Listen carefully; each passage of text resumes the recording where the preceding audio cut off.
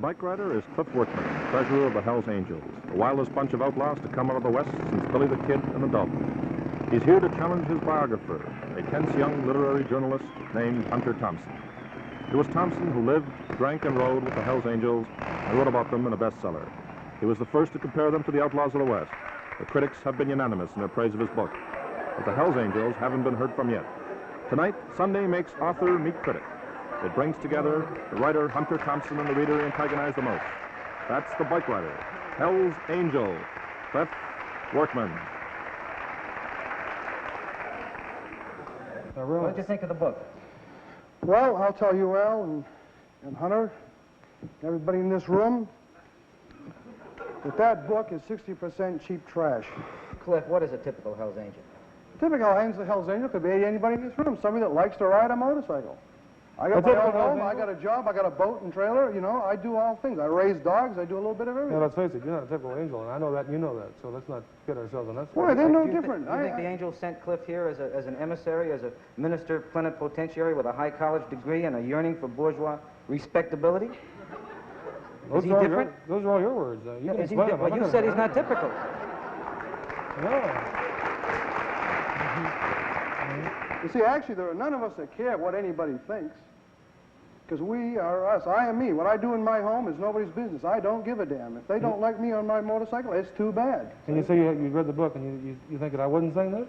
No, I know exactly what I said. I spent 2 years in the damn book. Well, I'd like to then get to the end of it then on why. Well, let's after you spent a year with us, right? You spent a year with us, why you got your head thumped on. All right, get to it. All right, I want to know why we didn't get the 2 kegs of beer that you promised us.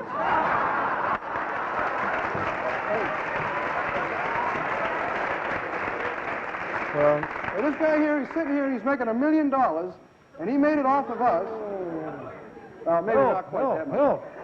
But if you knew what I was making on this, you're making something anyway. You wouldn't tell me that by credit. We helped you make it, right?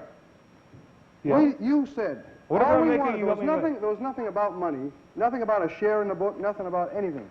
All we wanted was a couple kegs of beer so we could all get drunk, and a copy of the book to each of the Oakland members. Yeah, I said that. When you got your head thumped on, you wrote a letter to Ralph, and you said, "See, and I got beat up and got my head thumped on. I don't owe you guys nothing." I didn't figure I did. But now, wait a minute. No, but you didn't tell the people why you got your head thumped on. Wait a minute. What 2 kegs of beer are you talking about? What are these? 2 kegs that you were going to give us for... We've had you in our home. We've fed you. We've given you beer. You didn't pay for nothing when you went on those runs. I don't think you were in my house. A lot of angels have been in my my house and drunk a hell of a lot of beer. Well, sure. So I think it's fairly well. And they still like you. But they don't like what you're doing. Why did they thump him?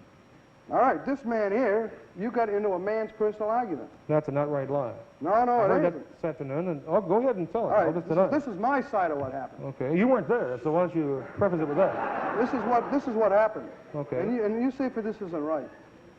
Junkie George was beating his old lady. Junkie George? Junkie George? Junkie George. If you say so. Now, this is what happened. I'm serious. Junkie George was beating his old lady. I remember Junkie George's dog. Now, listen to this. Junkie George's dog bit him, right? To me, this is a personal feud. If a guy wants to beat his wife and his dog bites him, that's between the 3 of them, right? Thank you. You're right. Yeah. All right. Here came the peacemaker, right? He doesn't have a patch on. He isn't in the club, you know. And Junkie George is stiff.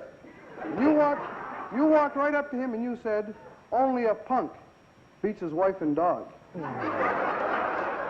These were your words. Now, you said it. You said it to this man, and you backed up. You finished. And he said, "Hunter, you want some of this?" And you said no, but you got it anyways. And when he hit you, 3 or 4 others of them hit you too. Well, you got in your car and you left. That's when in your book you said you found Magoo asleep in the back of your car, so you stopped and he got out. But the next day, if you'd have had any guts after living with all of these people, you'd have come back up there, had a beer, and sat down with everybody and said, "All right, I made a mistake," or "Somebody made a mistake, so what, let's have a drink." And we've never seen you since. Well, why don't you We've never seen our 2 kegs of beer, and we've never seen our book. You're finished. Are you finished? I was talking to Fripp. It was about 3 in the morning, and we were talking about whether my BSA 650 would run with his chopper. And we were kind of comparing, you know, the ratios and top speeds and roads. And I was watching, what's his name, Junkie George? I don't know who, I didn't know the guy. But there was somebody about 30 feet to my left beating his wife to a pulp on the rocks. And I thought, well, that's, you know, kind of ugly, but that's the way the game's played in this If he'd been beating her that bad, somebody would have stopped him. Oh, no, don't. You're kidding me, and you're going to kid everybody else. No, nobody stopped him, and you know he beat his wife up. You just said it, right? He was beating his wife. Okay, I mean, he wasn't had her on the ground with a big rock or something, you know. No. She was lying on the rocks, and he was giving her this, you know. To keep a woman in line, you got to beat him like a rug once in a while, you know. Well, I agree. When he was doing it. That don't mean he was doing it. You know. His dog evidently thought it was wrong because his dog bit him. Right? Well, I wouldn't pay that much attention because I've been So around. he kicked his dog, you know. Wait a minute now. Let me just get to it. If it had been me and I was going to say something, I'd have said, go ahead and beat your old lady, but don't kick your dog anymore. You said that. I'm sorry, Hunter, we're finished. Otherwise, I can't Well, you can can give my own version of it. I'm afraid you'll have to do it privately. All right. Thank you both all right. very much for coming.